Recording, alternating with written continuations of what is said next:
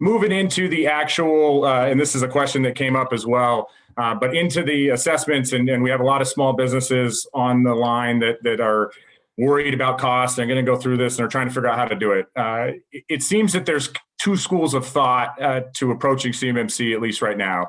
One, which is follow the information, narrow the scope, and create almost a separate entity or enclave for sure to process, store, and transmit CUI. And that's like separate in the organization, and the rest of the organization just continues with their normal architecture. The other approach is your entire organization needs to be CMMC, and we're going to roll out these security controls for everything, even if there's employees not touching controlled and classified or federal contract information.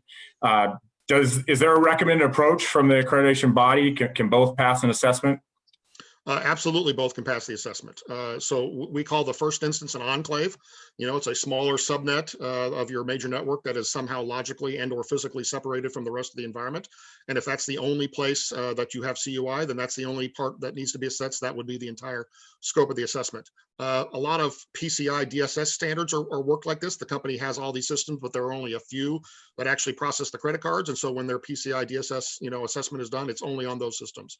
However, if your entire enterprise is going to have access to the information, meaning it is not logically and or physically separated, then you'll get an enterprise assessment, and we'll see how well you do, across the enterprise. But both are perfectly reasonable approaches, and both can pass the assessment.